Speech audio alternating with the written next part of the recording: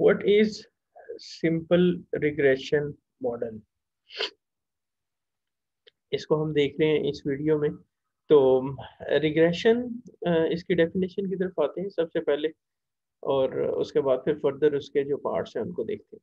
So regression is basically a statistical measure to determine the strength of relationship between a dependent variable and a list of independent variables. ठीक है, तो relationship की strength जो है उसे major करते हो नॉर्मली आप रिग्रेशन इक्वेशन के अंदर। And it predicts the values of dependent variables with the help of the values of regressors या independent variables। तो इसमें आप prediction वाला काम जो है वो भी कर रहे होते हैं रिग्रेशन के अंदर। सो बेसिकली क्या है कि आप एक मॉडल डेवलप करते हो, उस मॉडल को डेवलप करने के बाद आप जो रिलेशनशिप्स हैं between independent variables and dependent variables, उनकी स्ट्रेंथ और उसके बाद फिर डिपेंडेंट वेरिएबल की फोरकास्टिंग उस मॉडल के बेसिस के ऊपर आप करने की कोशिश करते हो। और ये सारा काम जो है वो हम न्यूमेरिकल सिनेरियोज में करते हैं। मींस के if you want to forecast something numerically, then आप पैरामीटर्स जो हैं वो कैलकुलेट करके रिग्रेशन स्टैटिस्टिक्स से आप पैरामीटर्स जो है वो कैलकुलेट करते हो, जिसमें स्लोप कोएफिशिएंट्स आ जाते हैं और जिसमें इंटरसेप्ट टर्म आ जाता है। If we talk about simple regression, तो उसमें ऑब्वियसली एक आपका स्लोप कोएफिशिएंट होगा और एक आपका इंटरसेप्ट टर्म होगा, और इन दोनों नंबर्स की बेसिस के ऊपर आप फोरकास्टिंग कर सकते हैं अपने डिपेंडेंट वेरिएबल की। सो ये एक सिंपल सा रिग्रेशन का सिनेरियो है। उसके बाद now very important thing is difference between regression and correlation। correlation और regression, अब कोरिलेशन जो है इसको थोड़ा सा कंसेप्चुअली देख लेते हैं। कोरिलेशन क्या है, और उसके बाद फिर एक और कंसेप्ट है कोवेरिएंस। ठीक है, and then we have regression. ये तीन चीजें हैं, इनका कंपैरिजन जो है वो हमने करना है। अगर कोवेरिएंस की बात करें तो कोवेरिएंस जो है स्टैटिस्टिकल टर्म है, आप लोगों ने पहले भी स्टडी की होगी in your early courses of stats and maths. ठीक है, उसके अंदर कोवेरिएंस जो है वो यूज होता है। तो कोवेरिएंस क्या है? कोवेरिएंस दो वेरिएबल के रिलेशनशिप की, दो वेरिएबल्स का जो रिलेशनशिप है उसकी डायरेक्शन के मुताबिक हमें बताता है। मतलब कि एक्स और वाई दो वेरिएबल्स हैं, तो उनका आपस में जो रिलेशनशिप है वो पॉजिटिव है या नेगेटिव है, सिर्फ ये इंफॉर्मेशन हमें कोवेरिएंस प्रोवाइड करता है। जबकि जब हम कोरिलेशन के ऊपर मूव करते हैं तो कोरिलेशन जो है वो हमें उनकी डायरेक्शन भी बताता है, प्लस कोरिलेशन हमें उनका मैग्नीट्यूड ऑफ रिलेशनशिप उसके मुताबिक भी डिस्कस करता है। ठीक हो गया। सो इट मीन्स के कोरिलेशन जो है that provides more information as compared to covariance. इसमें दो चीजें हमें पता चलती हैं। जबकि जब आप रिग्रेशन के ऊपर आते हो तो हमें मजीद इंफॉर्मेशन जो है वो प्रोवाइड की जाती है। तो आप स्टैटिस्टिकल टेक्निक्स जो हैं उन्हें कॉम्प्लेक्स करते जाएं तो आपकी इंफॉर्मेशन की एक्यूरेसी और इंफॉर्मेशन की क्वांटिटी जो है वो बढ़ती जाती है रिलेशनशिप्स के मुताबिक। अब इधर देख लेते हैं कि रिग्रेशन और कोरिलेशन का जो है वो डिफरेंस क्या है, क्योंकि कोरिलेशन भी relationship of dependent and independent variables या दो वेरिएबल्स के दरमियान रिलेशनशिप को डिस्कस कर रहा होता है। जबकि रिग्रेशन के अंदर भी इसी तरह का सिनेरियो होता है कि आप रिलेशनशिप को डिस्कस कर रहे हैं दो वेरिएबल्स के। लेकिन चूंकि रिग्रेशन हमें ज़्यादा इंफॉर्मेशन प्रोवाइड करता है कोरिलेशन से, तो इस वजह से थोड़े से डिफरेंसेस हैं जिनको समटाइम्स हम कंफ्यूज कर जाते हैं। सो इसको देख लेते हैं step by step, one by one करके कि इनमें डिफरेंसेस क्या हैं। Correlation does not fit A line through the data. हाँ, ये सबसे पहला डिफरेंस है कि कोरिलेशन जो है वो कोई लाइन फिट नहीं करता डिपेंडेंट और इंडिपेंडेंट वेरिएबल्स की ऑब्जर्वेशंस को। जब आप किसी ग्राफ के ऊपर प्रेजेंट करते हैं तो कोई लाइन फिट नहीं करता। ये लाइन फिटिंग का प्रोसेस जो है ये रिग्रेशन के सिनेरियो में होता है। With correlation, it does not matter which of the two variables you call x and which you call y। इसका मतलब यह है कि डिपेंडेंट और इंडिपेंडेंट वेरिएबल नहीं मैटर करता कोरिलेशन के अंदर। We have just two variables और उनका आपस में रिलेशनशिप क्या है इसको ही हम डिस्कस कर रहे होते हैं। लेकिन रिग्रेशन में हमें एक्सप्लेन करना पड़ता है, हमें डिफाइन करना पड़ता है कि एक वेरिएबल जो है वो डिपेंडेंट है और वो डिपेंड कर रहा है किसी दूसरे वेरिएबल के ऊपर जो कि इंडिपेंडेंट वेरिएबल है, और इंडिपेंडेंट वेरिएबल की नंबर्स जो हैं उनकी मूवमेंट की वजह से आपका जो डिपेंडेंट वेरिएबल है उसकी उसकी मूवमेंट के ऊपर फर्क पड़ता है, उसके ऊपर इम्पैक्ट आता है। ठीक है, तो ये हमें डिफरेंशिएट करना पड़ता है रिग्रेशन के अंदर कि डिपेंडेंट वेरिएबल कौन सा है और इंडिपेंडेंट कौन सा है। And the third thing is the relationship can be described in such a way that you can predict the score on the predicted variable given any particular value of predictor variable.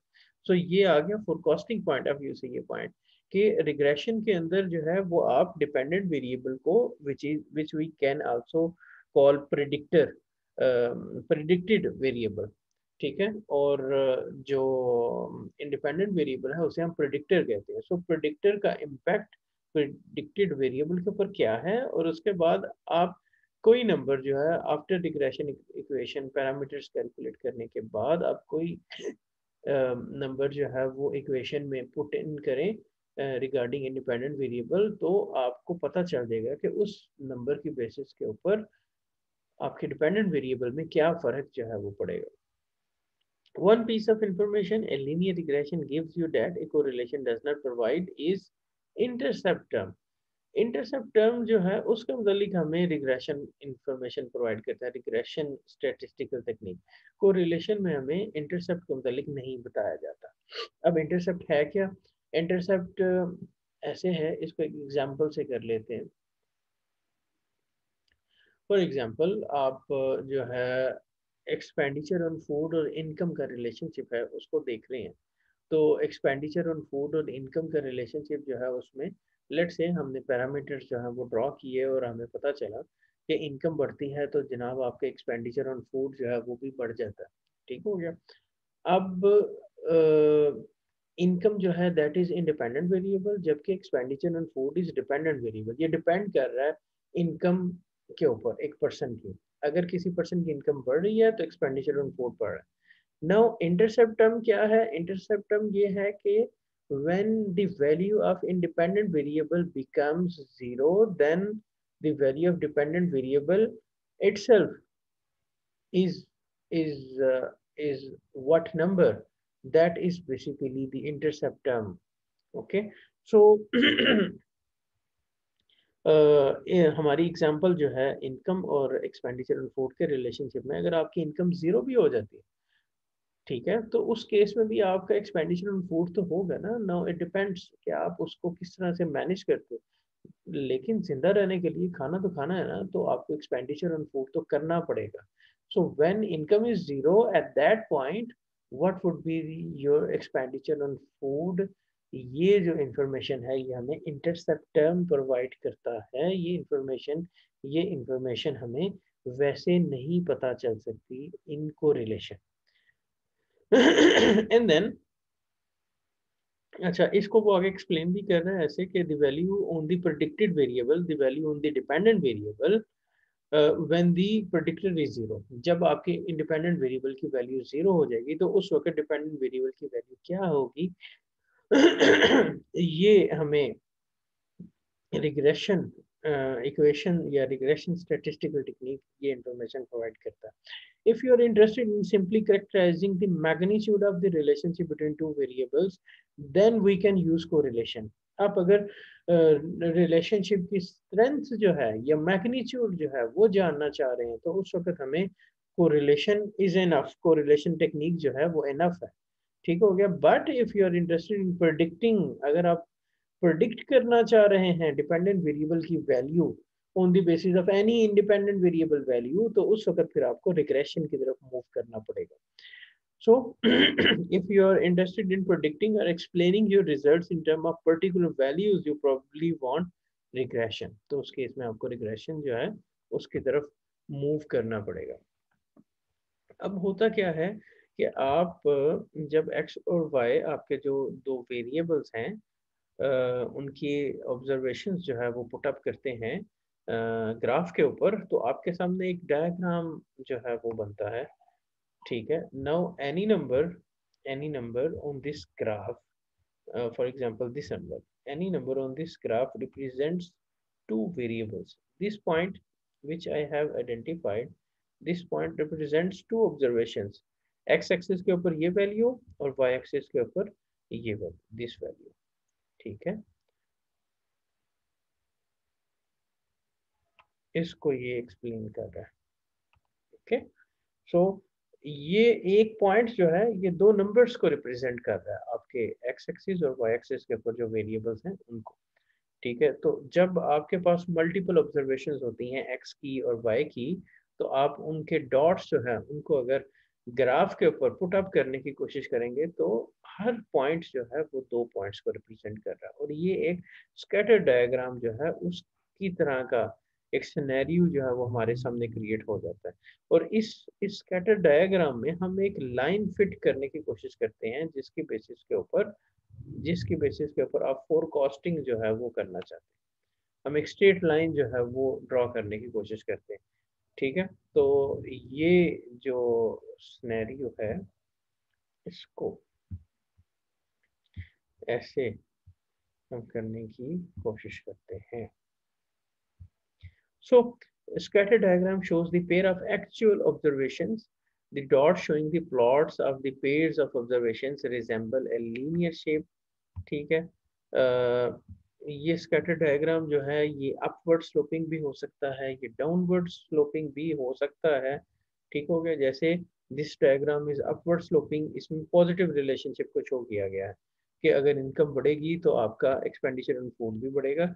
जबकि अगर आप next slide में देखें तो इसमें ये scatter diagram जो है वो नेगेटिव रिलेशनशिप को शो कर रहा है। और ये दो वेरिएबल्स कौन से हैं, एक प्राइस है और दूसरा एनुअल सेल्स, ठीक है। तो प्राइस जो है वो बढ़ेगी तो आपकी एनुअल सेल जो है वो कम हो जाएगी। So annual sale is your dependent variable whereas price is your independent variable. और each dot over here is representing two numbers, एक एक्स एक्सिस के ऊपर प्राइस का नंबर और दूसरा वाई एक्सिस के ऊपर सेल्स का नंबर।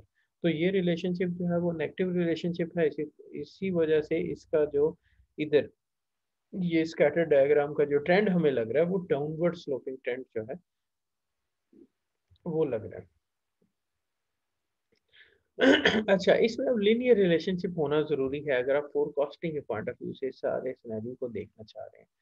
तो होता क्या है कि हमारी रिग्रेशन इक्वेशन जो है वो सिंपल रिग्रेशन इक्वेशन होती है ऐसे कि y is equal to alpha plus beta x. Alpha is simply the intercept term whereas beta is the slope coefficient, ठीक है। इंटरसेप्ट टर्म क्या है, जब इंडिपेंडेंट वेरिएबल की वैल्यू जीरो हो जाए तो उस केस में डिपेंडेंट वेरिएबल की इटसेल्फ वैल्यू क्या है उसे हम इंटरसेप्ट टर्म कहते हैं। और beta is the slope of the line, और बीटा रिप्रेजेंट करता है change in dependent variable with respect to independent variable.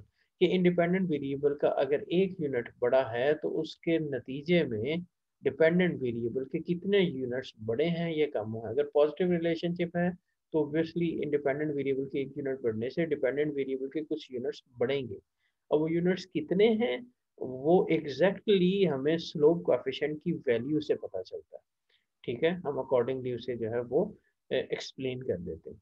We try to estimate the best values of alpha and beta by applying the appropriate techniques. We may need to predict y if the value of x is given. Um, this is regarding forecasting, and we capture the relation by writing a simple regression equation. तो ये alpha और beta जो है these are just symbols, आप इनको change भी कर सकते हैं। आप इधर अल्फा की जगह ए की जगह बीटा नॉट भी लिख सकते हैं, आप इधर अल्फा नॉट भी लिख सकते हैं, और जो स्लोप कोएफिशिएंट्स हैं उनकी जगह beta one beta two beta three अगर मल्टीपल रिग्रेशन है। जबकि अगर सिंपल रिग्रेशन है तो आपके पास एक ही बीटा कोएफिशिएंट जो है वो आएगा। Whereas in this equation e is called an error term और रेजिडुअल। ई को एरर टर्म या रेजिडुअल दोनों में से अल्टरनेटिवली कोई एक टर्म जो है वो हम यूज कर सकते हैं ई के लिए। ई को हम एरर टर्म कहते हैं। तो ये हमारे सामने जो स्कैटर डायग्राम है इनके अंदर हमने ये लाइन फिट करने की कोशिश की है अपनी रिग्रेशन इक्वेशन से, ठीक है। ये दो हमारे पास लाइन है and this is the equation of regression. So y is equal to beta naught plus beta 1 x1 plus e. Y is your dependent variable, beta naught is your intercept term, beta 1 is slope coefficient, x1 is your independent variable, xi is independent variable, whereas ei is basically the error term. And the estimated value of y based on the estimated regression equation is, हमारे पास जो y की estimated equation आती है वो y cap is equal to alpha plus beta x, where y cap is the estimated value or the trend value. So हमारे पास जो regression equation से y की value आती है that is estimated value, और ये जो हम इधर लाइन फिट इन करने की कोशिश कर रहे हैं, ये लाइन बेसिकली एस्टिमेटेड रिप्रेजेंटेशन है इन सारे डॉट्स की, ठीक है। तो इस लाइन के ऊपर जब हम होते हैं तो that is estimated values of y, ठीक हो गया। लेकिन अगर आप जो है वो एक्चुअल नंबर जानना चाह रहे हैं तो देन ये डॉट जो है इसका एक्चुअल नंबर इधर, एंड इस डॉट का एक्चुअल नंबर, ये जो डॉट है इसका एक्चुअल नंबर, इसको हम देख लेते हैं वाया लिटिल एक्सप्लेनेशन। ये देखें, फॉर एग्जांपल दिस डॉट, तो ये डॉट जो है इसकी जो एस्टिमेटेड वैल्यू ऑफ y है वो ये नंबर है, जबकि इसकी जो एस्टिमेटेड वैल्यू ऑफ y है वो ये है,